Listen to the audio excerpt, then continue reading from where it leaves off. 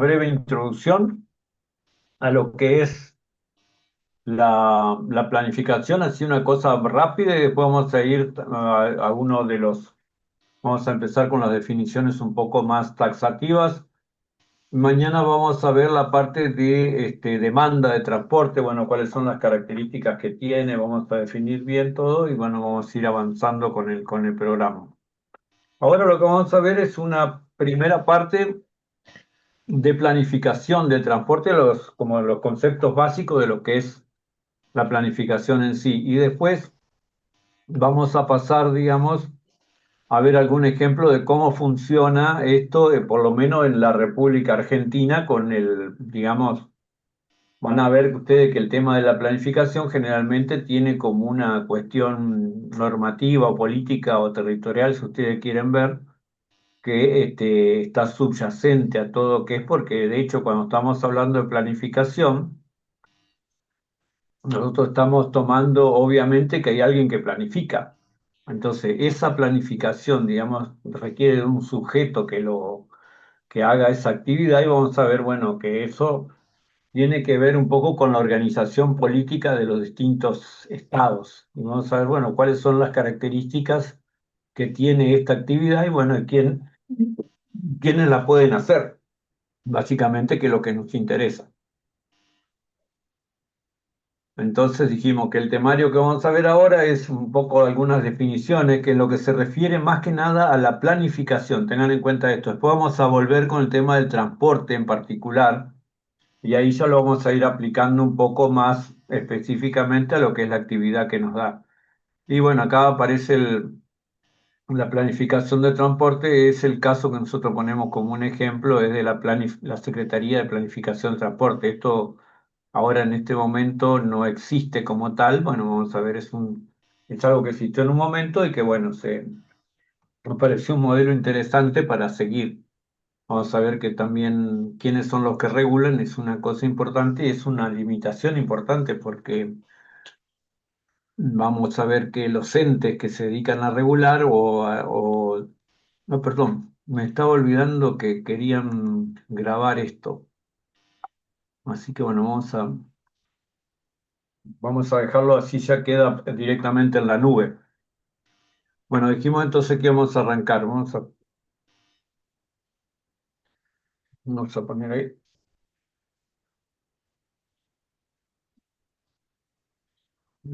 Bueno,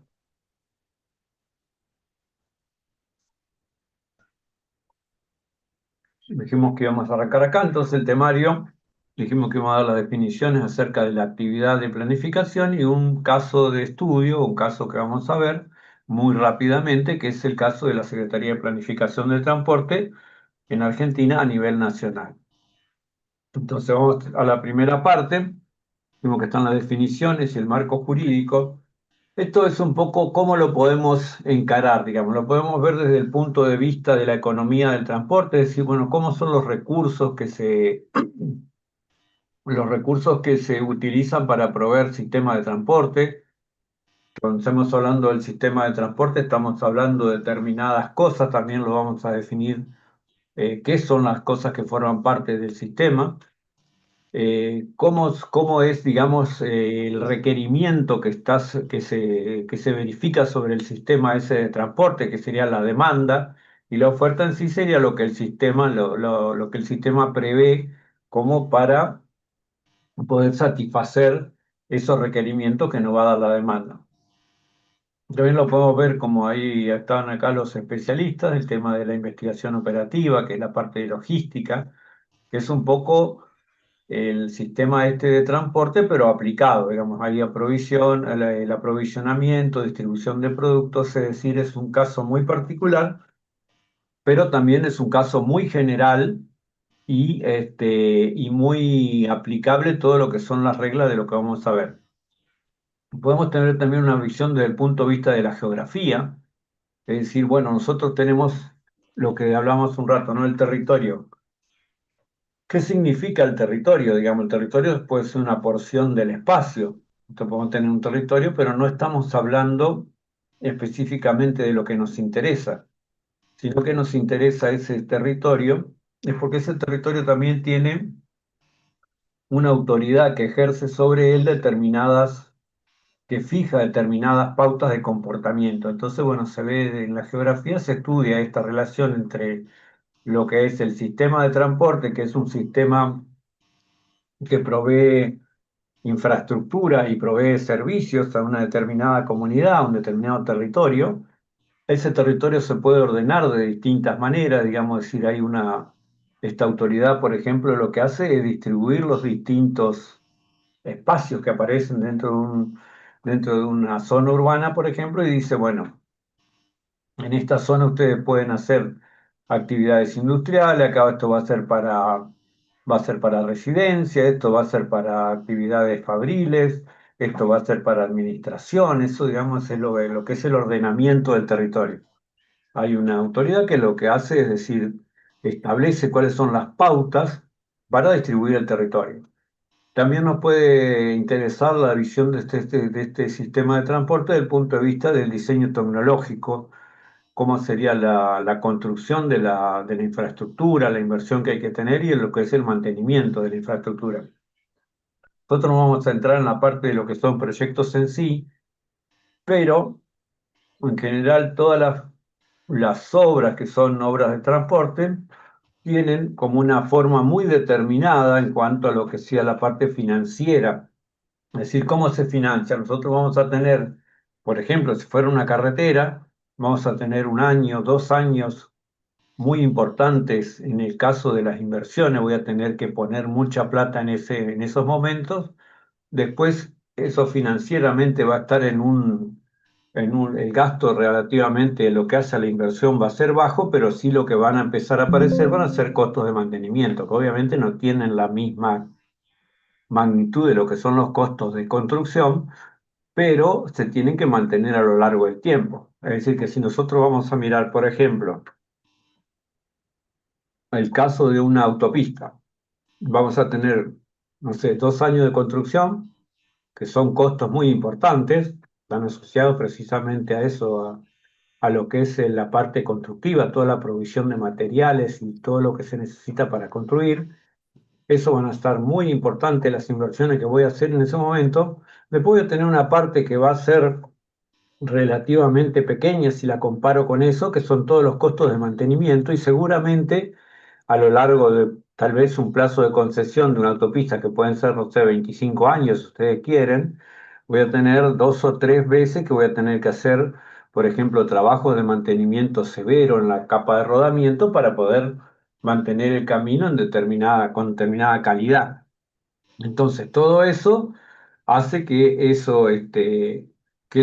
ahí interviene la ingeniería, porque nosotros como ingenieros tenemos que ver la factibilidad de esos proyectos. Bueno, la manera que hasta ahora siempre se ha hecho es a través de lo que es los flujos de fondo, ¿no? Tenemos una inversión, mantenimiento, todo eso tiene que tener un comportamiento a lo largo del tiempo y todo eso nosotros lo vamos a medir a través de indicadores. ¿Cuáles eran los más comunes, digamos, los más usuales? Siempre son los indicadores económicos financieros. Voy a tener, no sé, el valor actualizado neto y la tasa interna de retorno. Son los dos típicos que siempre van a aparecer. Después me van a aparecer algunos otros indicadores también que me pueden ayudar. Por ejemplo, bueno, ver cuál es la máxima exposición, es decir, cuál es la mayor cantidad de dinero que yo voy a necesitar para financiar un proyecto, cuál es el plazo de repago del proyecto, pero bueno, más o menos son todas cosas que ya están estandarizadas, si ustedes quieren, los estudios también, cómo se tiene que considerar, y que harían más que nada lo que sea la visión desde el punto de vista ingenieril de un sistema de transporte. También pueden aparecer otras visiones, como por ejemplo la defensa. No sé si ustedes se acuerdan que por ahí los más grandes, que por ejemplo Argentina durante muchos años no contó con uniones físicas con Brasil, porque había una hipótesis de conflicto, entonces no había puentes establecidos entre Argentina y la Mesopotamia en general. El primer puente que se construyó fue un puente, el Getulio Vargas Agustín P. Justo, que es el puente de Paso de los Libres uruguayano. Estamos hablando de la década del 50. Fíjense Estamos hablando de una obra de infraestructura muy importante que hoy en día sigue siendo importante porque es el principal paso fronterizo entre los dos países y estamos hablando de 70 años. O sea que esa visión, si ustedes quieren, de defensa nacional, de proteger el territorio, fue una visión que se mantuvo. Incluso los túneles, por ejemplo, el puente Zárate-Brazo Largo es una obra de fines de los años 70. Los puentes con Uruguay también son puentes, los tres que están, que son el San Martín, Artigas y el de Salto Grande, que es la represa. El más nuevo de todos es el de Salto Grande, que es de fines de los años 70, 79, 80.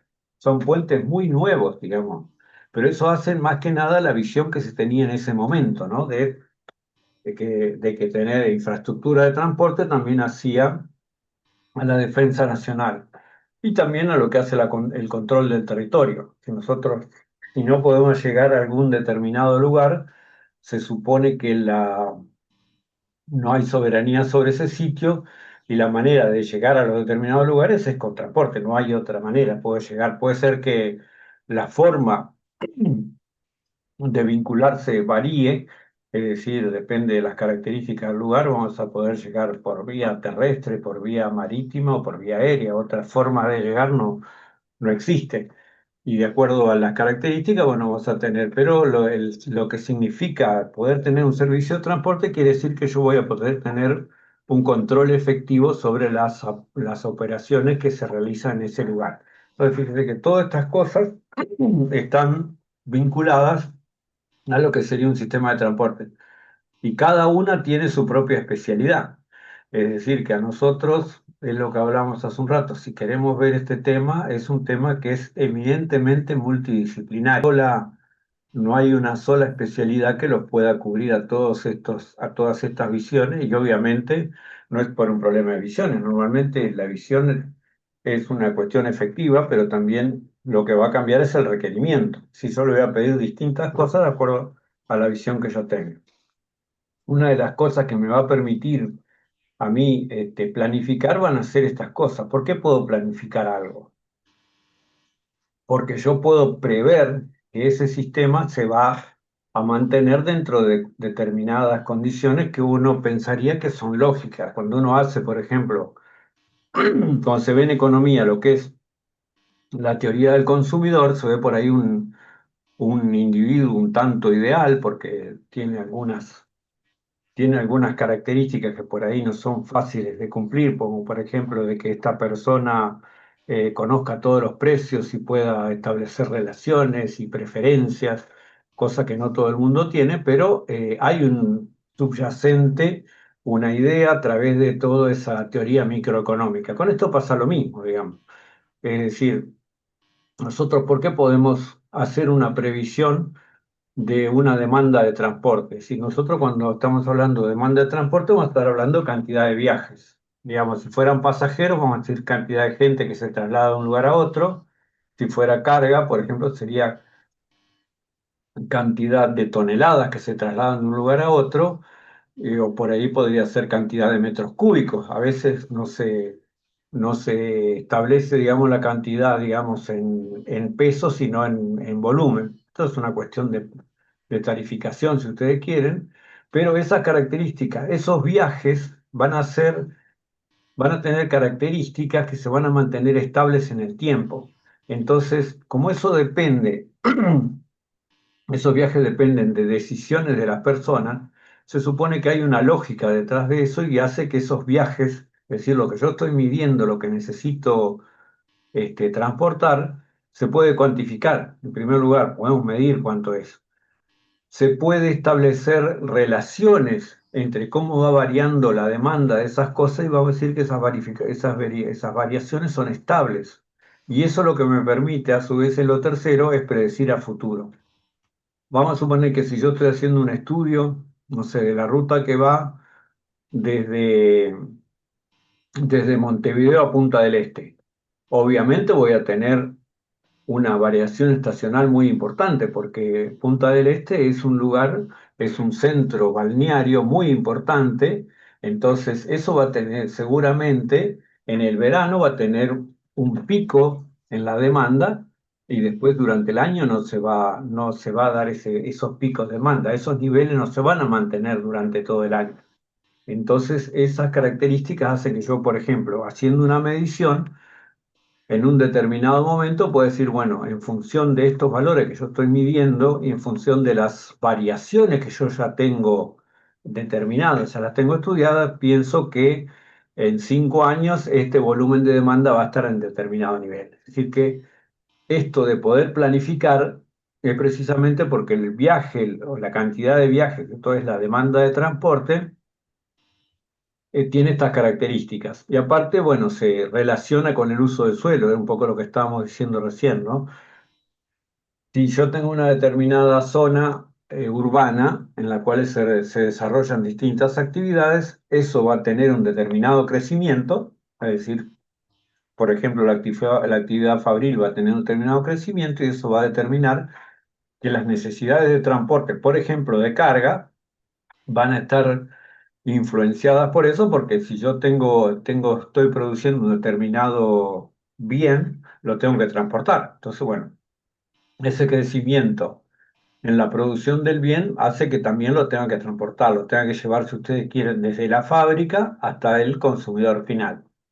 Y eso está relacionado con el uso del suelo. Vamos a ver después, esto se ve un poco más claro con el tema de lo que son los viajes en una zona urbana, los viajes de pasajeros. Eso es muy, muy claro y precisamente porque los viajes se caracterizan de esa manera, yo lo puedo determinar a futuro. Es decir, puedo, en función de determinadas mediciones que yo haga, puedo decir que a futuro van a estar en un determinado valor y puedo sacar en función de eso algunas previsiones que me sirvan. Por ejemplo, si fuera un servicio, para ver si la demanda que está apuntada para ese servicio es suficiente o la tengo que aumentar, o si fuera, por ejemplo, al revés, si fuera en vez de un servicio, fuera infraestructura, me puede servir para ver si yo no necesito, por ejemplo, agregar un carril más, o por ejemplo, tengo un camino de doble trocha, si no me conviene directamente hacer una autopista.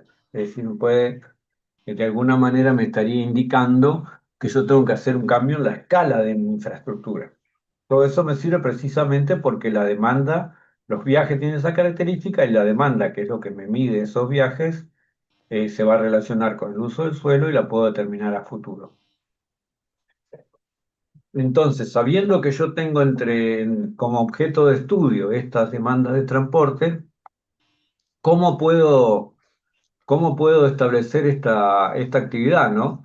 Es decir, en principio la planificación, cuando está enfocada para el sector transporte, lo que me va a permitir es hacer esto que se llama un ciclo, si ustedes quieren. Primero, analizar qué es lo que necesito para cubrir mis necesidades de transporte. Después, en función de eso, se aplica un poco mejor para el tema de infraestructura de transporte, pero fíjense, yo primero establezco cuáles son las necesidades, planteo las soluciones, es decir, voy a tener tres, cuatro variantes de solución para el problema que estoy analizando. Tengo que elegir de alguna manera cuál es la más conveniente, es decir, bueno, puede ser que sea una cuestión económica o financiera pura, ahí en todo caso lo que me serviría serían esas dos variables que estuvimos diciendo, ¿no? Tengo el BAN y la TIR, y en función de eso voy a ver cuál es la más conveniente, cuál es la que tiene mayor beneficio para la comunidad, si ustedes quieren. O podría ser que este tipo, que la elección de esa alternativa más conveniente no sea ni financiera ni económica, podría ser ambiental o, por ejemplo, se podrían tomar algunos otros indicadores dentro, digamos, de la solución, se hacen algunos estudios matriciales, entonces se ve, por ejemplo, si hay varios, está la parte económica financiera, pero también hay algunos otros indicadores ambientales o indicadores de algún tipo de pauta que se quiera tomar para el desarrollo, eso también se lo puede poner en la cuenta, se hacen esas matrices y se determina cuál es la más conveniente, es decir, cuál es la que se ajusta mejor al desarrollo que yo estoy queriendo hacer. Esto ayuda mucho, digamos, en la toma de decisiones y la asignación de recursos. Fíjense que si nosotros estamos hablando de un problema, de solucionarlo, y tomando la solución óptima, si ustedes quieren decirlo, esto lo que me permite es optimizar la asignación de recursos. Y se supone que esto es un proceso continuo. Después vamos a volver bien sobre esto y vamos a explicar específicamente cómo se maneja esto, porque es el caso típico de la planificación, sobre todo de la planificación en lo que hace a la provisión de infraestructura. Y vamos a ver cómo lo podemos ver a eso desde el punto de vista cíclico, esto que estamos viendo acá, o lo podemos trabajar desde el punto de vista sistémico, que también es un abordaje muy interesante, pero hace que el sistema de transporte, en este caso, está vinculado a otros sistemas que son los sistemas que le dan origen. Por ejemplo, si estamos hablando de una zona urbana, lo que vamos a tener es el ecosistema urbano, es decir, la ciudad, y el sistema de transporte lo que va a hacer es un subsistema que presta servicio dentro de ese sistema mayor. Eso es un enfoque de ese tipo. Y bueno, ¿qué cosas nos interesan del planeamiento? Bueno, optimizar actividad. Vamos, como ya dijimos, podemos tomar decisiones y asignar recursos. En general se aplica en un área geográfica determinada porque, fíjense lo que dice acá, que busca soluciones, evalúa e implementa. El ciclo del planeamiento, que es el enfoque cíclico, es lo que vamos a ver recién, es que es una actividad continua, es decir, nosotros lo vamos a poder hacer esto a lo largo del tiempo con determinados criterios y lo vamos a poder manejar de esta manera. Eso lo que me va a cambiar son algunos planes, digamos así, porque yo tengo los planes general, se supone que son conjuntos de proyectos que sirven para solucionar determinados problemas. Si yo tengo, si yo aplico sistemáticamente estas herramientas de planificación, voy a tener muchas, muchas decisiones que tomar y voy a tener que implementar muchos distintos proyectos. Todo ese conjunto de proyectos es lo que se denomina un plan, digamos. Yo tengo un plan porque tengo varios proyectos. Funciona, ahora vamos a ver cómo se determinan la calidad de esos proyectos, cómo se evalúan. Y en función de eso voy a tener un plan. Fíjense que ahí habla que es la ruta deseada en el marco de un proceso dinámico. Esto siempre se supone que tiene que estar trabajando todo el tiempo. Y acá aparece lo del ciclo de planeamiento. ¿Qué es lo que entendemos por ciclo de planeamiento? Primero, tiene que haber, como hablábamos hoy, tiene que haber alguien, si ustedes quieran decir un ente, por ejemplo, puede ser un ente gubernamental que toma la decisión de planificar. Es decir, este ente lo que va a hacer es todo el análisis y toda la aplicación de esta actividad. ¿Qué cosas va a hacer primero? Formular metas y objetivos. ¿En función de qué? En primer lugar, va a tener que tener en cuenta los valores de la comunidad. Es decir, si nosotros tenemos esto, hay cosas que son muy genéricas. Por ejemplo, nosotros vamos a ver, digamos, como meta puede ser tener un sistema de transporte que sea suficiente, que tenga buena capacidad y que sea barato, digamos. Son metas, digamos, son cosas que yo puedo poner en función de lo que la comunidad espera de ese sistema de transporte. Es decir, que este ente gubernamental, en principio, que estamos tomando, va a tener que, de alguna manera, identificar cuáles son esos valores de la comunidad, serían las metas. ¿Ves que fíjense que ahí arriba aparecen los valores de la comunidad?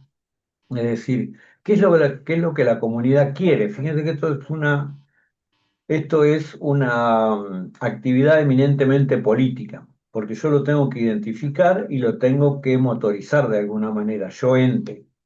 Lo tengo que motorizar y a su vez después tengo que definir, bueno, cuáles son esos objetivos en función de esos valores que tiene la comunidad, cuáles son los objetivos que voy a tener. Bueno, voy a decir, por ejemplo, quiero tener un transporte que sea eficiente y barato.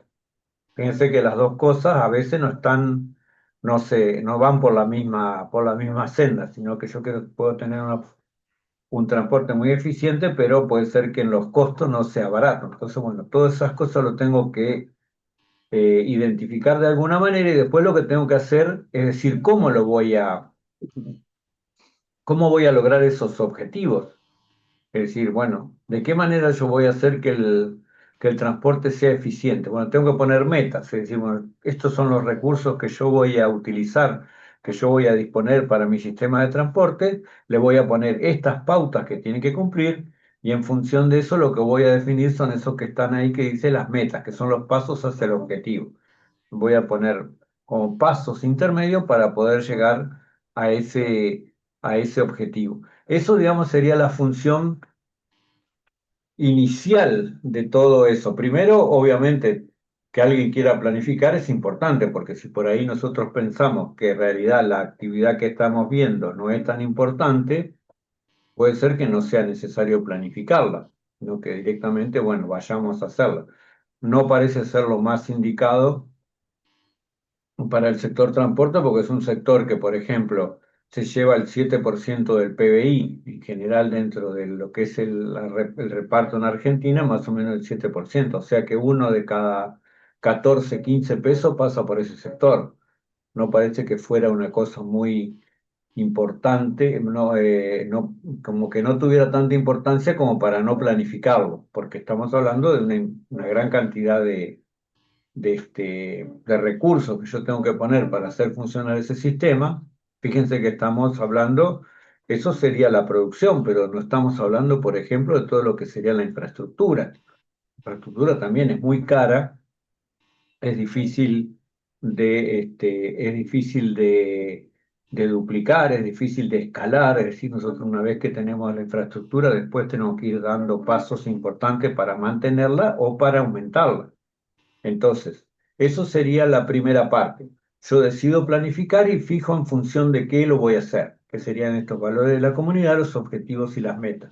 Hasta ahí llega, digamos, una parte que es, si ustedes quieren, como eminentemente política, salvo el caso de las metas, que las metas por ahí sí son más técnicas. Digamos, yo quiero tener un transporte eficiente. Digo, bueno, ¿qué tecnología voy a usar? Voy a usar colectivos a gasoil, voy a usar colectivos eléctricos. Entonces ahí ya empiezan a ver, en la meta, empieza a ver como consideraciones más técnicas que en la parte del objetivo por ahí no están tan claras. Por ahí se usa mucho decir que los valores de la comunidad se identifican, es decir, hay que buscarlos, hay que buscarlo y hay que sacarlo, y las metas no, las metas se proponen, porque yo tengo que decir cómo quiero yo llegar a ese objetivo. Después de ahí empieza lo que sí sería realmente lo que es el ciclo del planeamiento, porque una vez que yo definí las metas y los objetivos, voy a ver, bueno, empiezo a hacer el diagnóstico. Y a su vez, una vez que hice los diagnósticos, voy a determinar los distintos problemas que yo encuentro, por ejemplo, en un área metropolitana, en un área urbana, voy a determinar que hay determinados problemas en ciertos puntos. Entonces, esos ciertos puntos van a ser específicamente lo que yo tengo, donde yo tengo que intervenir. Entonces, para cada uno de esos puntos yo necesito un proyecto en particular, es decir, una solución para esos problemas que mediante el relevamiento y el diagnóstico yo detecté. Y ahí empieza el segundo tema que dice el estudio de proyecto y curso de acción. Relevo la información, hago el diagnóstico y tengo que ver ¿cómo son esas soluciones? Dijimos que yo lo que era, hacía ese relevamiento y tenía que ver cuáles eran las soluciones. Para poder saber cuál es mejor que otra, tengo que tener criterios, digamos, decir, necesito, bueno, será exclusivamente una evaluación económico-financiera. Ahí, bueno, entonces ahí empieza lo que sería la evaluación. Yo identifiqué los problemas, tengo cuáles son las soluciones y tengo que evaluarlo. Tengo que ver, bueno, cuál es el mejor. ¿Voy a utilizar únicamente, digamos, indicadores económicos financieros o voy a utilizar indicadores de otro tipo? Entonces, bueno, ahí está la parte de evaluación de proyecto. Lo que se hace ahí es elegir cuál es el más conveniente.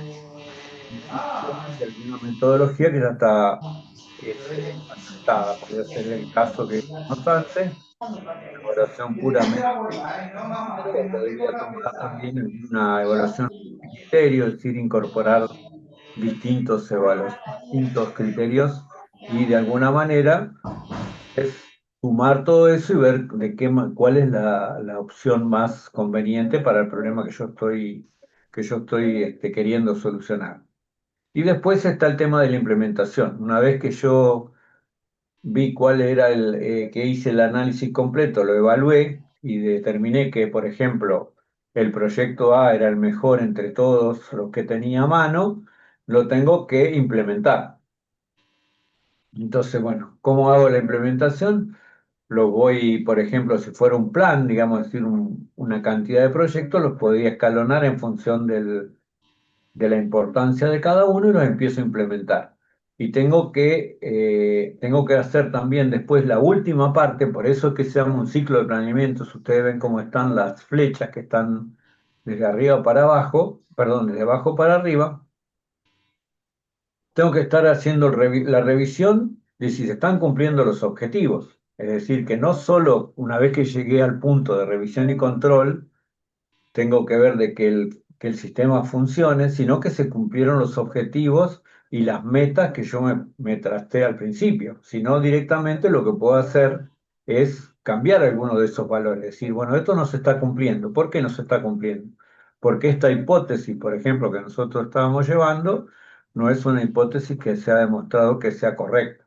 Entonces, bueno, ahí lo que se hace dentro del control, se va arriba y se verifica si las metas y los objetivos se están cumpliendo y de qué manera se están cumpliendo. Entonces, esto es importante porque esto es precisamente el ciclo como el enfoque más tradicional.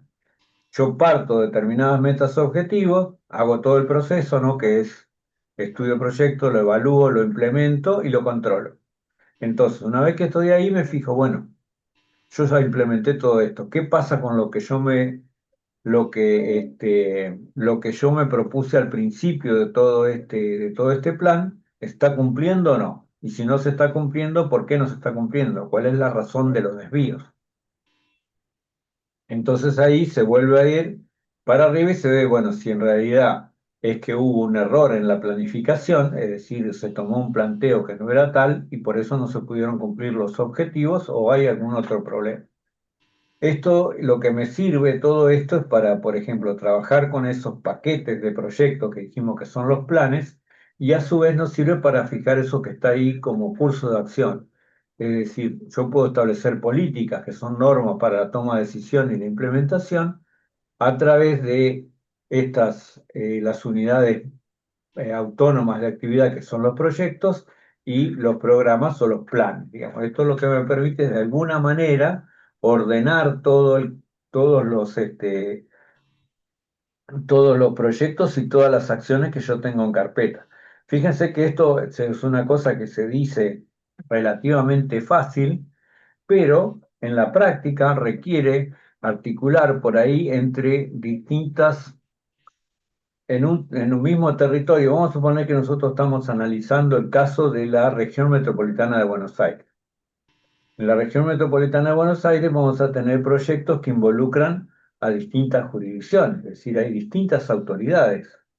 No es lo mismo la autoridad de la ciudad de Buenos Aires que la autoridad de la provincia de Buenos Aires.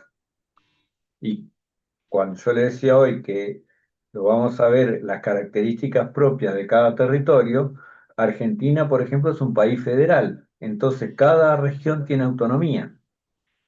Por ejemplo, si la ciudad de Buenos Aires le quiere imponer algo a la provincia de Buenos Aires, no tiene competencia para hacerlo y no puede.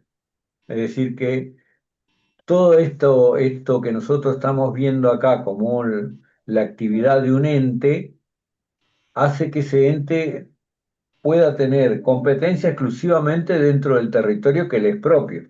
Vamos a suponer, en el caso que yo le decía, la ciudad de Buenos Aires toma los colectivos y los regula los colectivos, pero son los colectivos exclusivamente que empiezan y terminan dentro de la ciudad de Buenos Aires. Con los otros colectivos, digamos, no sé, con un colectivo que empieza en la ciudad de Buenos Aires y termina en la provincia, la ciudad no tiene competencia, no puede hacer nada con ese colectivo, salvo algunas cosas, por ejemplo, decir el régimen de paradas, dónde va a parar, las velocidades máximas que pueden andar, o sea que es bastante restringida la acción que puede tomar sobre esos casos. Fíjense que, bueno, esto que parece una cosa bastante sencilla, es un ejemplo concreto de la actividad que se puede tomar un ente estatal, choca después con cuestiones de la territorialidad, es decir, ¿dónde lo puede aplicar esto? Y en la medida, las zonas urbanas muy complejas, las interacciones que existen también son muy complejas. Entonces, esto se complica bastante el hecho de poder hacer una planificación integrada para un territorio geográfico determinado. Fíjense, si ustedes quisieran ver un caso más específico, creo que vamos a volver después sobre eso. La región metropolitana de Buenos Aires no tiene un ente de control y desarrollo del transporte. Hay un proyecto que es la Autoridad Metropolitana de Transporte, el AMT o ATM, de acuerdo a cómo eran las siglas que se usaban, que está creado en el año 2013, que nunca se llegó a integrar porque las distintas jurisdicciones no se pusieron de acuerdo en la integración de sus autoridades y todo. Entonces, bueno, es una muy loable iniciativa que quiera tener una autoridad única para ver todo el sistema de transporte del área metropolitana, pero no existe. En los hechos está creado, hay una ley, hay un cuerpo normativo y todo, pero eso no existe. O sea que todo esto está muy bien si nosotros lo vemos desde el punto de vista de la independencia de un órgano para poder hacer esto.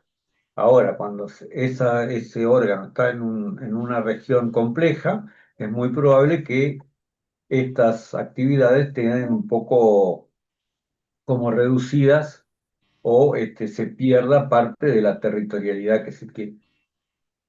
Esto entonces era el enfoque cíclico. Dijimos que tenemos esa forma de verlo de esta manera, o si no podemos ir por el otro lado, que era el enfoque sistémico. Y acá vamos a partir en general que el sistema de transporte es un subsistema dentro del transporte urbano.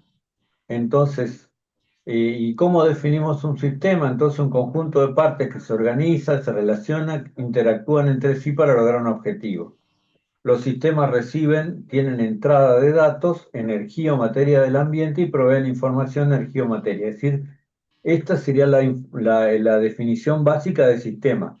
Fíjense que el sistema de transporte también actúa de esta manera, pero está relacionado con un ecosistema mayor, que es la ciudad, y que a su vez le da servicio a la ciudad.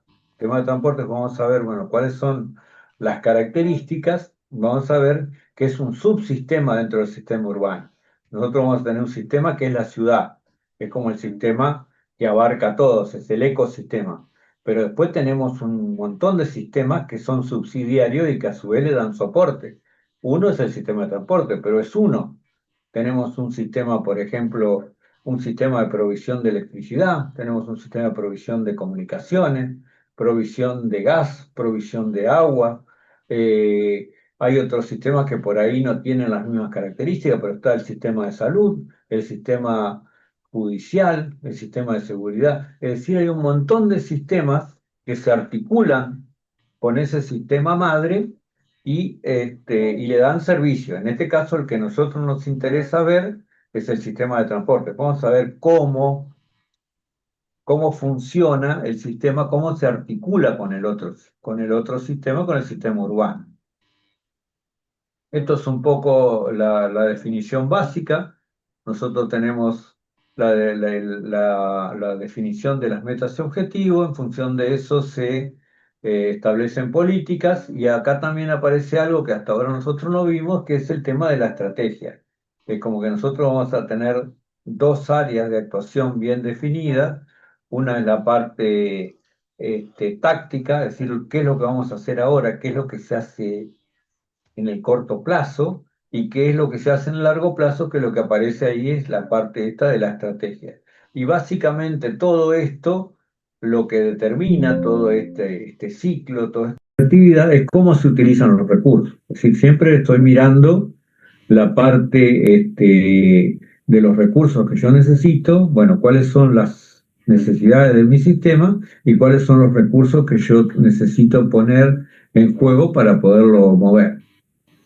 Esto es un poco lo básico de la planificación y vamos a ver qué cosas hacen, cuáles son las razones por las cuales el Estado interviene dentro del sector transporte. En primer lugar es por la seguridad pública y protección de la infraestructura. La infraestructura de transporte en general es muy cara y hay que protegerla. Por ejemplo, no sé, hay algunas cosas que hay que cuidar. Por darle un ejemplo bastante elemental, por ejemplo, los colectivos salen de sus cabeceras, es decir, los lugares donde van a, donde van a estar a la noche y normalmente salen cargados de combustible. Este combustible a veces no está bien, está cargado al demasiado y cuando, bueno, eso hace que los vehículos puedan perder parte de la carga y cae en el pavimento se arruina por el combustible porque es como que lo lava. Entonces, todas esas cosas, por eso es que el Estado interviene, porque la protección de la infraestructura, la infraestructura es cara y hay que protegerla, aparte también por un tema de seguridad pública, es decir, fíjense que el sector transporte no solo es infraestructura, sino ni servicios, sino que también hay como un ordenamiento básico. Ustedes quieren un caso específico del ordenamiento, es el caso de un semáforo.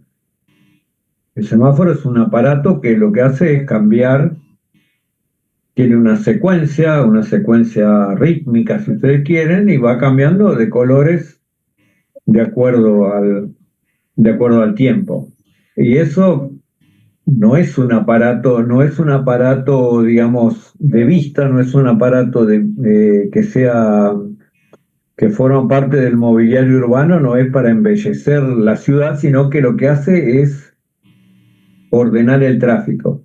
Ustedes fíjense qué pasa, por ejemplo, no sé, qué pasa en la 18 de julio si se corta la luz y se quedan sin semáforo. Es un lío, porque el ordenador se quedó sin energía y no puede, digamos, el sistema por sí solo no puede tener la conducta de poder de poder autorregularse. Entonces necesita de ese ordenador, de ese semáforo que funciona con energía eléctrica, y eso precisamente es lo que hace a la seguridad pública. Es decir, bueno, yo necesito que las operaciones dentro del área urbana sean seguras. También eso lo que hace, por ejemplo, es establecer velocidades máximas de circulación según los distintos sectores de la ciudad, entonces eso hace a lo que es la seguridad pública. Después también hay al carácter monopólico de algunos servicios, ahí tiene que intervenir precisamente para que después vamos a volver con el tema de la regulación, va a parecer mucho más claro, es decir, algunos servicios son monopolios naturales, por ejemplo, como el caso de la provisión de agua potable. No es que pueda haber dos redes, va a haber una sola porque es un monopolio natural. Entonces, bueno, el Estado interviene precisamente para evitar de que ese operador monopólico tome, digamos, ganancias excesivas eh, en contra de los intereses de los usuarios. ¿Qué otra cosa puede tomar el Estado en este caso, en el sector? Prevención de competencias excesivas de precios que hagan caer los niveles de seguridad. Esto es algo típico de lo que ocurre, por ejemplo, ahí no me va a dejar mentir Martín, es lo que pasa, por ejemplo, con las competencias, con los servicios de larga distancia. Muchas veces se compite con mayor velocidad. Dices, bueno, yo llego a tal lado en una hora menos de la que llega la competencia. Bueno, pero estás haciendo caer el nivel de seguridad. Es decir, el Estado ahí lo que hace es una supervisión. Por ejemplo, ahí los estados, el caso de Mercosur es un caso interesante porque es una negociación entre estados parte de esta organización y que lo que hacen de alguna manera distribuir las atribuciones de cada uno y conveniar, ¿no? Decir, bueno, vos tenés hasta 45 toneladas de peso, podés entrar acá, más de eso no podés entrar. Todo eso forma parte de un trabajo continuo, un trabajo que todo el tiempo se está desarrollando. Lo mismo con el caso que vos decías recién de los RFID, que son los dispositivos que se Ahí usan va, para... los pórticos inteligentes.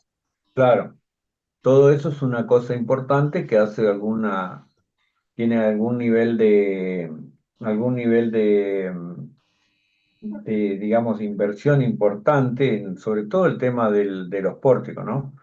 Sí, sí, Por ahí el tema de los RFID es más barato, pero el tema de los pórticos es importante, pero es una utilidad muy grande, porque fíjate que puede hacer pesado dinámico, montones de cosas que por ahí son poco invasivos, digamos, también porque no es necesario que pares el camión para saber cuánto pesa.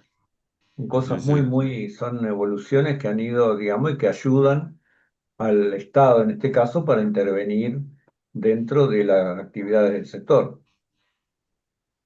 Otra cosa que también va ahí es el tema de los costos externos, porque el transporte es un generador de lo que se llaman externalidades, es decir, que son costos que genera el sector, pero que no los solventa el sector. Por ejemplo, lo que es la contaminación ambiental, porque se hace con el uso de motores a gasoil, que digamos que emiten particulado, emiten azufre, tiene un montón de excipientes, lo que es el proceso de combustión.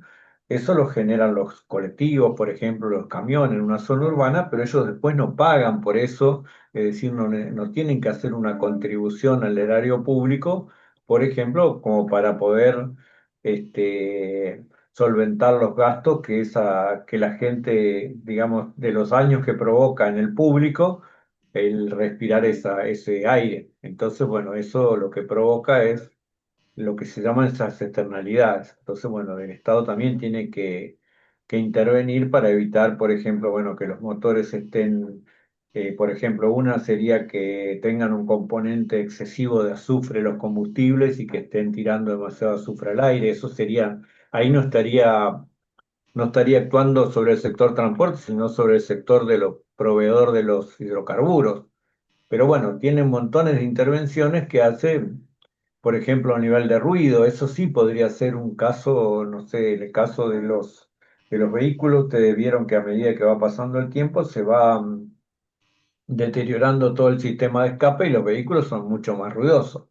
Bueno, en caso de eso se mide y se puede penalizar a las empresas que tengan vehículos con un determinado nivel de ruido que supere un estándar que se determine. Bueno, el caso de estipular pautas en materia de transporte internacional, lo que estamos hablando recién con Martín, ¿no? El tema de, bueno, cómo se pauta, digamos, el intercambio de servicios, eso es una cosa muy importante. Y otra vez también el tema de la defensa nacional. Hablábamos hoy de esas hipótesis que se dieron en algún momento y que de alguna manera retrasaron el desarrollo de la infraestructura de transporte. Bueno, acá aparece un poco el tema de lo que hablábamos hoy, ¿no? De quién es el que pone, quién es el que dice cómo son las relaciones de transporte. Entonces, en el caso particular de la Argentina, Uruguay tiene un, una configuración distinta. El artículo primero se va a dar a sí misma un sistema de gobierno que va a ser republicano, representativo y federal. Eso, por ahí haciendo un poco de historia, es porque Argentina era una configuración de estados provinciales. Y cuando surge la constitución, es decir, esas provincias o esos estados provinciales se pusieron de acuerdo, pusieron estas pautas. ¿Cuál es la primera? Bueno, es esta, el sistema republicano, porque tiene tres poderes, ¿no? Dijimos, era el poder ejecutivo, legislativo y el judicial. De alguna manera, ese republicanismo hace que esos tres poderes se contrapesen entre sí y eso contribuye, digamos, al desarrollo de todo el país. El segundo caso es representativo, es porque en algunos de esos poderes se eligen a través del voto popular. En este caso sería el poder ejecutivo y el poder legislativo. Digamos, nosotros tenemos cada 4 años se elige el poder ejecutivo y el poder legislativo está compuesto por dos cámaras, una se elige cada 6 años, se renueva completamente, la otra se renueva cada 4. Entonces, bueno, eso es porque es representativo. Y el que nos interesa a nosotros, como, digamos, como especialistas en transporte, es el último, es que es federal. El hecho de que sea federal quiere decir que cada jurisdicción conserva, precisamente por esa cuestión del origen de la nación argentina, que fue una confederación de provincias que se juntaron y armaron la república. Cada provincia quiso conservar sus propias competencias, digamos. Yo no le doy a la nación, por ejemplo, la competencia de que saque los registros de conducir. Ahora ha ido cambiando un poco, pero en su momento era absolutamente autónomo. Ahora como los sistemas se han ido, como si ustedes quieren, nacionalizando. Pero igual la competencia nunca la perdieron las provincias. Es decir, ¿qué quiere decir para el sistema de transporte que sea federal? Que yo voy a tener por cada, por cada, por cada jurisdicción posible, voy a tener un sistema de transporte distinto. Es decir, nosotros en Argentina tenemos 24 provincias. Es decir, cada provincia tiene su propio sistema de transporte. Y cada provincia hace dentro de su territorio lo que quiere con su sistema de transporte. Eso puede ser bueno o puede ser malo, porque en general las provincias que tienen mucha población y muchos recursos tienen un sistema de transporte mucho mejor que las provincias que tienen, qué sé yo, no es lo mismo el sistema de transporte de Córdoba que el sistema de transporte de La Rioja, una provincia rica contra una provincia pobre, o como el sistema de Formosa. Sí, bueno, entonces el hecho de que sea federal hace que no exista como un estándar nacional, entonces cada uno se arregla como puede. O sea que eso sería por la parte negativa. Por la parte positiva es que cada uno puede es soberano para poder establecer los sistemas que quiera dentro de su territorio. Y a su vez, eso para agregarle un poco más de complejidad, la mayor parte de las provincias incluyen los regímenes municipales. Es decir, cada provincia a su vez tiene que garantizarle por ejemplo, a sus divisiones políticas menores, esa misma independencia. Esa misma independencia que la provincia tiene de la nación, la tiene que garantizar la provincia a sus autoridades menores. Vamos a suponer, en el caso de la provincia de Buenos Aires, sus autoridades menores son los partidos. Es decir, que los partidos también son independientes. Los municipios son independientes. Si fuera el caso de la provincia de Santa Fe, hay departamentos. Lo mismo que la provincia de Entre Ríos, tienen digamos, la segunda división política más importante es el departamento, y después siguen los municipios. Es decir que, fíjense cómo se complejiza, porque nosotros tenemos cada uno de esos territorios, cada uno de esas unidades administrativas, si ustedes quieren menores, es dueña de su propio sistema de transporte. Y todo eso hace, digamos, está amparado en lo que figura ahí el artículo 14, que dice que tengo derecho de comerciar, entrar, permanecer, transitar y salir del territorio. O sea que ahí en el transitar y salir está la cuestión del transporte. Y a su vez, el transporte de personas u objetos es una actividad comercial. Eso también es muy importante tenerlo en cuenta porque me va a decir cuál es la parte aplicable dentro de la legislación. Esto puede parecer un poco, si ustedes quieren, leguleyo, pero es importante porque hace el ordenamiento. ¿Quién es el que pone las condiciones dentro del sistema de transporte, o dentro de los sistemas de transporte, o dentro del sistema grande? Ustedes van a ver, por ejemplo, en la región metropolitana de Buenos Aires es la parte más compleja que tiene todo el país, porque nosotros, fíjense que tenemos, está la ciudad de Buenos Aires, que funciona, es una ciudad autónoma. Funciona, digamos, para los casos, si nosotros lo miramos así como debería ser, es una provincia más. La capital, lo que antes era la capital federal, o sea, la ciudad de Buenos Aires, la ciudad autónoma de Buenos Aires, como si fuera una provincia. Después enfrente tenemos la provincia de Buenos Aires. Y después tenemos, a su vez, dentro de la provincia de Buenos Aires, tenemos todos los distintos municipios. Es decir, supongamos el municipio de La Matanza, o el municipio de San Martín. San Martín está dentro de un partido, 3 de febrero, ¿no? ¿Es así? No, es partido aparte. Claro, entonces, bueno, Está el partido de 3 de febrero por un lado y el partido de claro, San Martín por otro. claro, suponete el partido de 3 de febrero incluye a la ciudad de San Martín. Entonces, la ciudad de San Martín puede tener su propio su propio sistema de transporte y también puede haber un sistema de transporte que sea de 3 de febrero. Esto, fíjense que es bastante complejo y lo que hace es, el problema más grave que se produce ahí es el tema para el control. Porque ¿cómo sabés vos, cómo determinás cuál es la autoridad? Porque en realidad lo que estamos viendo es quién es el que pone la regla, quién es el que dice cómo se tiene que hacer. Por suerte, como esto funciona, dice que es un acto de comercio, en general, todo se hace a través de los contratos de transporte. El contrato de transporte, desde el punto de vista más sencillo, digamos, sería el boleto de colectivo que vos sacás cuando vas a iniciar un viaje.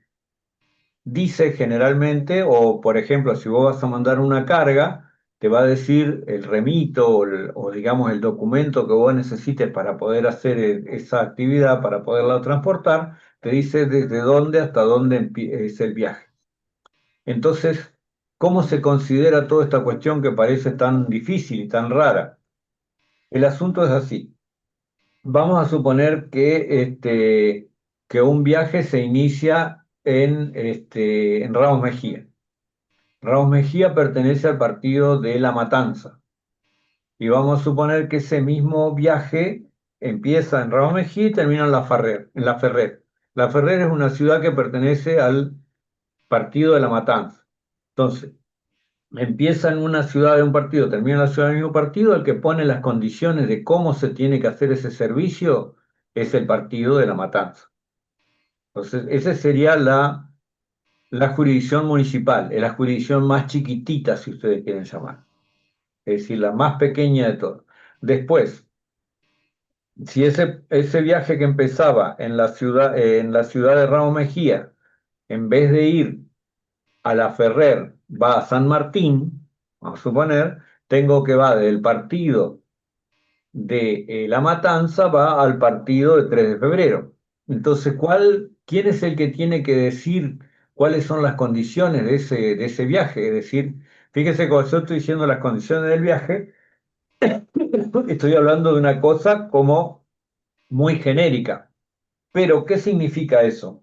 Me dice, ¿qué tipo de vehículo tengo que usar? Me dice, ¿qué tecnología tiene que tener ese vehículo?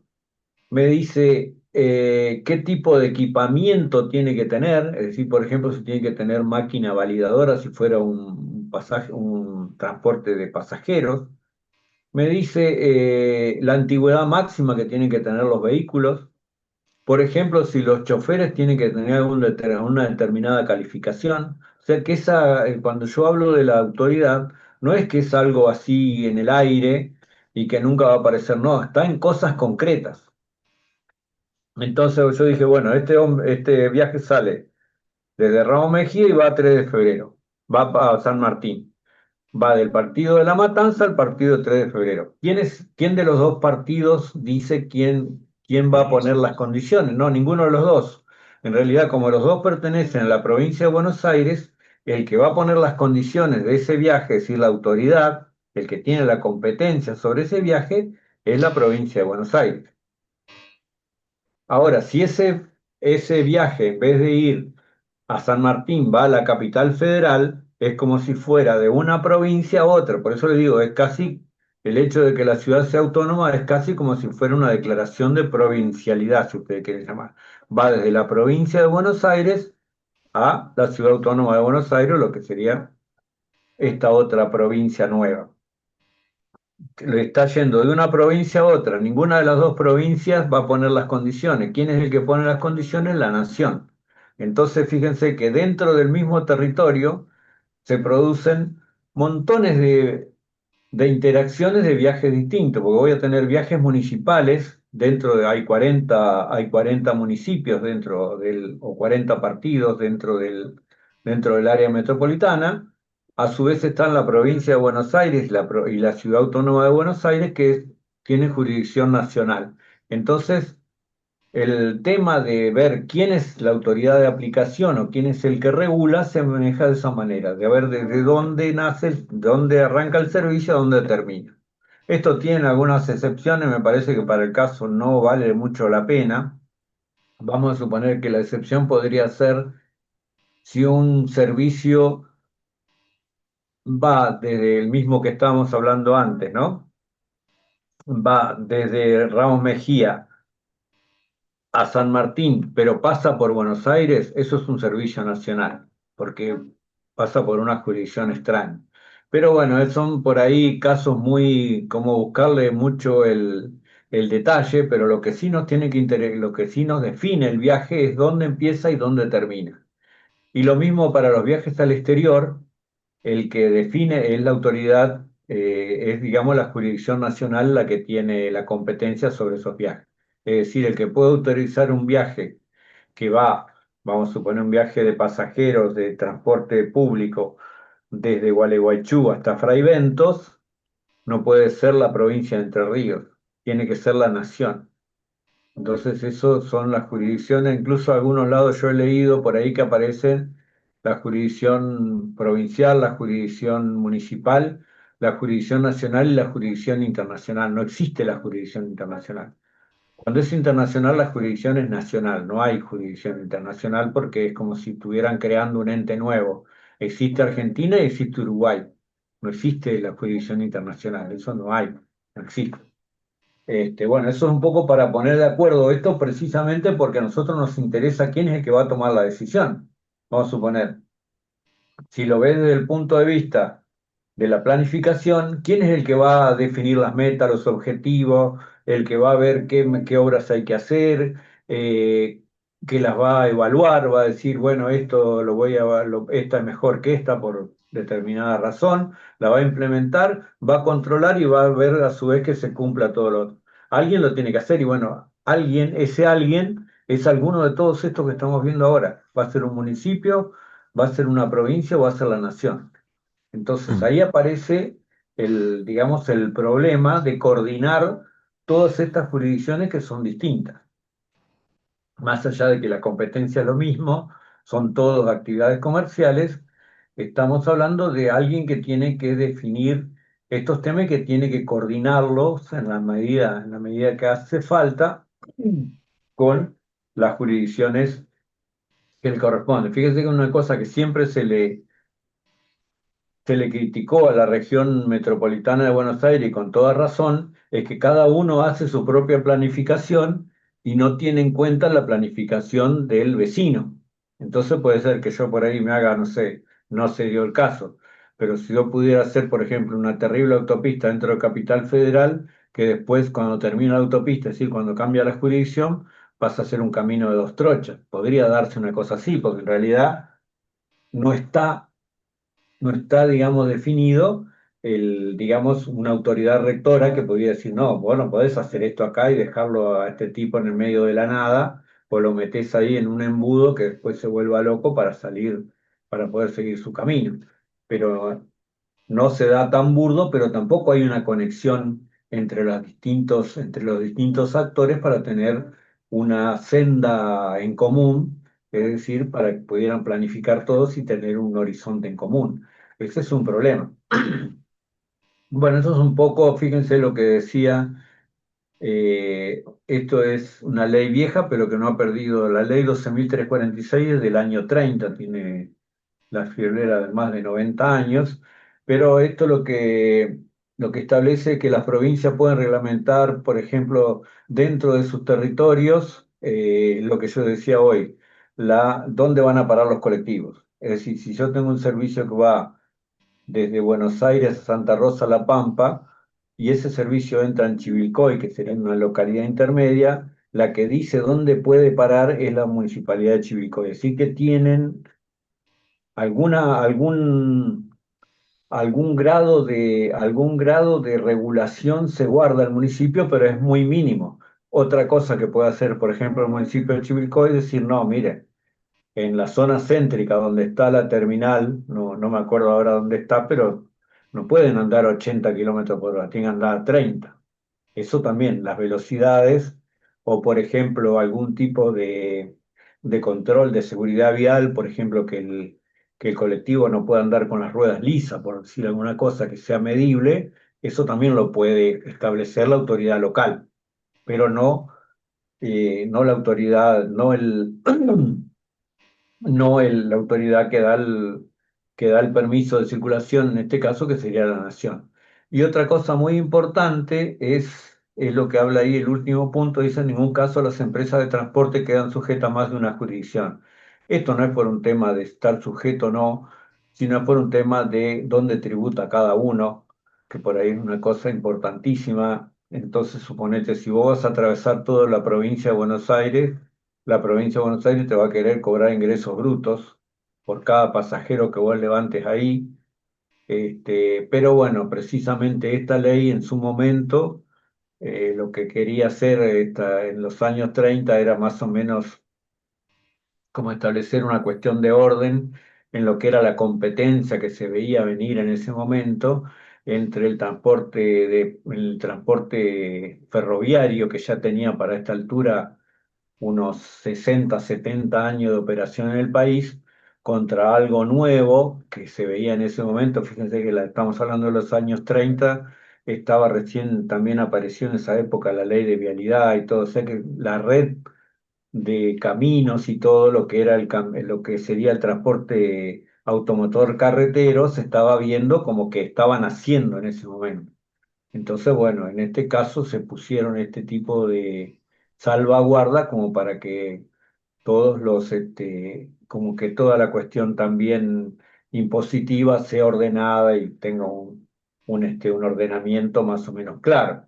Y después el tema acá de esto, de lo que aparece arriba del artículo 75, es porque precisamente, fíjense, el tema el comercio entre las provincias entre sí sería lo que decíamos recién, ¿no? Cuando un servicio de transporte va de una provincia a otra, la jurisdicción es nacional. Y lo mismo si va al exterior, también la competencia sobre esos servicios, es decir, la que puede decir cómo se puede hacer, es la nación, no son las provincias en sí las que pueden determinar eso. Esto es muy interesante y lo que me permite es ver, bueno, quiénes son los actores, ¿no? Es decir, cómo serían, como dicen por ahí, los stakeholders, quiénes pueden intervenir en estas cosas. Y dijimos entonces que cuáles eran las dos cosas que puede hacer el Estado dentro del sector. La primera, como ya vimos, es planificar, hacer toda esta serie de cosas, establecer esas pautas, después establecer, bueno, todo lo que ya estuvimos viendo hasta ahora. Si eso se tiene que, si se tienen que, si se tienen que, digamos, revisar las metas, los objetivos, todo eso sería la parte proactiva, que es la parte de la planificación. Otra cosa que pueden hacer entonces, por defecto, es la regulación. Es decir, en vez de tener yo una empresa de transporte automotor de pasajeros, yo Estado, podemos suponer que la provincia de Buenos Aires quisiera tener una, hay algunos casos de empresas. Por ejemplo, en Salta hay una empresa que es provincial y que da servicios de transporte dentro de la región metropolitana de Salta, que son varios municipios, creo que se llama Saeta, una cosa así se llama, entonces hay operadores, pero son casos dentro de todo bastante raros dentro de lo que es todo lo que es el sistema de transporte argentino. Pero bueno, se supone que el caso más común para este sector siempre es la regulación. Es decir, yo lo que voy a hacer, voy a establecer una determinada necesidad que yo quiero cubrir y lo que voy a hacer es poner a un tercero para que cubra ese servicio y le voy a poner las pautas. Es decir, yo le voy a decir, bueno, qué vehículo, lo que hablábamos recién, ¿no? ¿Qué vehículo tenés que usar? ¿Qué tecnología tiene que tener? ¿Qué tipo por ejemplo, de accesibilidad tiene que tener? Si yo quiero que tenga parada, quiero que haga estas cosas. Eh, la antigüedad máxima de los vehículos, que es una cosa importante porque es el componente capital de la empresa, eso es muy importante. Todas esas cosas lo va a obtener un ente que se va a llamar, en este caso no va a ser una autoridad de planificación, sino que se llaman lo que se llaman autoridades de aplicación o son entes reguladores. Eso es muy importante y aparece mucho, sobre todo en lo que son las jurisdicciones menores, aparecen lo que son en general en Argentina se ve mucho lo que serían las secretarías, lo que son las direcciones de tránsito en los municipios. En general hay muchas que se llaman dirección de tránsito y transporte, Hay un problema ahí porque en general el tránsito es una cuestión del día a día que es muy compleja y que se lleva casi todos los recursos, entonces normalmente terminan siendo de tránsito nada más porque el transporte por ahí no, o no tienen los medios suficientes como para analizar y llevar todo el registro de eso. eh, entonces como que pierden, digamos, esa función. Y otra cosa muy importante también dentro del tema de la regulación, así como en la planificación se veía el loop ese, ¿no? Que decíamos, bueno, se implementa y se controla y se monitorea. En el caso de la regulación, fíjense, yo lo que estoy haciendo es un contrato con un tercero, alguien tiene que verificar de que esas cláusulas del contrato, si ustedes quieren, o lo que serían, por ahí ustedes van a ver que le llaman parámetros operativos, digamos, son las cuestiones que hace al contrato que existe entre el Estado, que es el regulador, y la empresa que es la regulada, que se cumpla.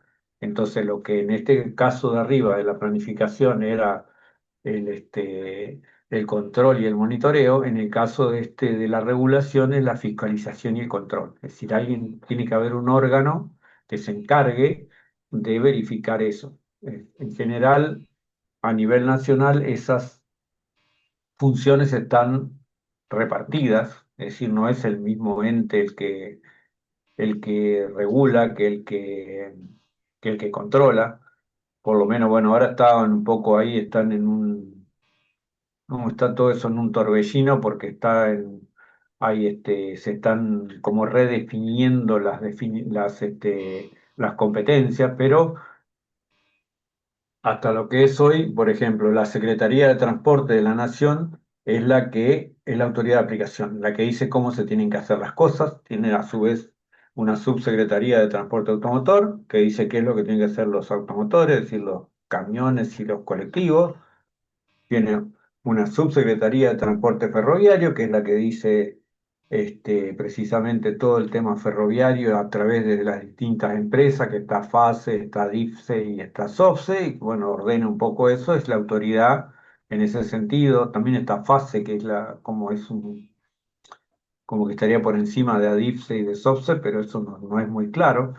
Y a nivel, también está la Subsecretaría de Puertos y Vías Navegables, porque lo que es el transporte aéreo no está dentro de la órbita de la Secretaría de Transporte, sino que tiene organismos propios. Está la ANAC, está el ORSNA y está el EANA, que son las tres autoridades que manejan. Uno hace toda la parte de aeropuerto, que sería el ORSNA, sería toda la infraestructura en tierra. El EANA hace la infraestructura o los servicios aéreos propiamente dicho, es decir, todo lo que es la parte de control de tráfico aéreo y todo eso lo hace ANA. Y a su vez después está la autoridad de aplicación propiamente dicha, que es ANAC, que es la Autoridad Nacional de Aviación Civil. Es decir, que de esa manera se complementan y a nivel, por ejemplo, de transporte terrestre, la autoridad de fiscalización, mal llamada Comisión Nacional de Regulación de Transporte, es la CNRT. Pero la CNRT no regula, tiene mal puesto el nombre, porque en realidad la que regula, es decir, la que dice, la autoridad de aplicación, la que dice qué es lo que hay que hacer, es la Secretaría de Transporte. La CNRT controla. Entonces, bueno, ese es un tema, pero fíjense que están claramente divididos. Por un lado está la autoridad de aplicación, el que dice cómo se tienen que hacer las cosas dentro del sector, y está otro que lo controla. Está la Secretaría de Transporte y la CNRT, por otro lado. Y ahí se ve también bien, van a ver cómo de alguna manera, la planificación y la regulación, a pesar de que son dos actividades que no son la misma cosa, obviamente, porque no tienen la misma, pero también tiene, por ejemplo, el hecho de fijar objetivos cuando se regula y cómo se miden esos objetivos, también es una cosa muy importante. Y todo eso queda muy claro, digamos, sobre todo en la política tarifaria, ¿no? Que es uno de los casos más importantes de la regulación. A nivel de larga distancia, sí, están prácticamente desregulados los pasajes porque hay una banda tarifaria que surgió en el año 2009, salió eso. Esa banda tarifaria tenía unos rangos muy altos, suponete desde un valor de referencia podías aumentar hasta un 50% y podías bajar un 20%, o sea que tenías un 70% para moverte ahí y era una cuestión discrecional de la empresa. El problema surgió con la pandemia. Con la pandemia, todos estos servicios dejaron de circular. Ponele desde fines de marzo, la prohibición acá en Argentina fue del 20 de marzo de 2020, ahí empezó la prohibición, y ellos volvieron a circular a fines de noviembre, ponele diciembre del 2020. Estuvieron Sí, casi sí. 9 meses sin operar. ¿Qué pasó? Cuando ellos arrancaron, las tarifas que tenían obviamente eran no por un tema, no por un tema, digamos, de la demanda, sino por un tema de que viajaba muy poca gente, porque precisamente viajar en ese servicio era viajar en un ambiente confinado, tenías todas las posibilidades de contagiarte, por lo menos lo que se Sí, creía en sí, ese sí. momento. Entonces había bajado mucho la demanda y lo que se hizo fue liberarles las bandas, viste lo que se hace, lo que sería el parámetro de cálculo de tarifa, lo que sería la base tarifaria. Suponete, viste, si vos querés sacar un pasaje entre, no sé, entre Montevideo y Colonia, tenés una base tarifaria que sería, vos le multiplicás por la cantidad de kilómetros y te da la tarifa. Después podés dar una Sí, parte sí. es eso más o menos el tipo usual. Lo que se hizo, se le liberó eso porque precisamente eso siempre se calcula en función de los costos y de la carga media. Pero como la carga media ahí se había puesto bajísima porque nadie quería viajar en colectivo, se les liberó un poco esa tarifa y los tipos pasaron a cobrar cualquier cosa, digamos, porque era lo que podían cobrar para cubrir sus gastos. Sí, Entonces eso sí, como sí. que hizo tarifariamente el sistema ahí fue un desastre. Pues si no, no había gente, no tenía servicios. Era eso básicamente lo que pasó. Claro, porque allá en ese caso el transporte no está subsidiado, es. No, ahí no tiene ningún tipo, Ah, ese transporte de larga distancia no tiene ningún tipo de subsidio. sí, Suponete, subieron tanto las bases tarifarias y todo, que por ahí a vos te conviene si vas a viajar, no sé, de Buenos Aires a Concordia, que sería la ciudad que está enfrente de Salto, son 400 sí, sí, sí, kilómetros más o conozco. menos. Te conviene ir en auto, porque ponele, te va a salir, si van a viajar 2 personas, creo que te sale lo mismo. Y si viajas tres, ya te salen bastante más barato.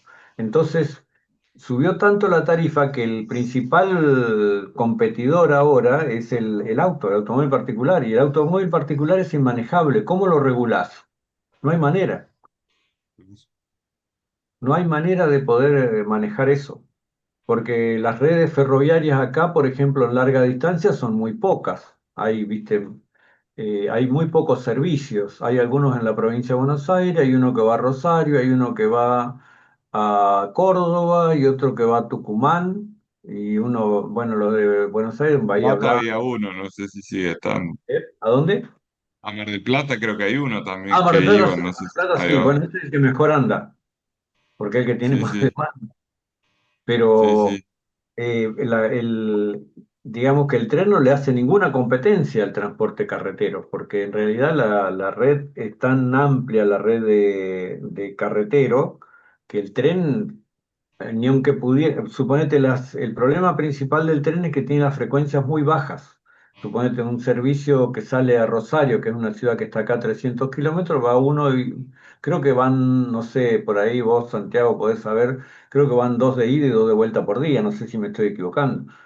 Y es un tema, ¿viste? Entonces, es como que el único que le pone los puntos al colectivo es el avión. Por ejemplo, hay algunos lugares, por ejemplo, Salta, en que el avión lo borró al colectivo. Salta son más o menos 1.400 kilómetros, creo, de acá, y no hay prácticamente pasaje, no hay prácticamente servicio de colectivo, porque es un centro turístico muy importante y precisamente por eso la gente no viaja en colectivo, son 18 horas de viaje, 17 horas de viaje, un montón.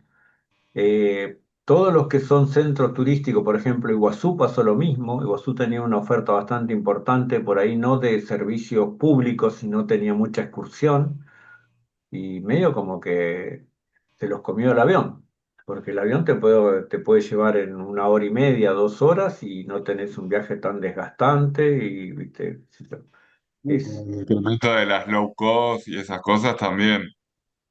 sí, por eso, y eso, y sí, incluso hasta compitiendo como Legacy, hasta como una aerolínea te puede sacar. Sí, sí.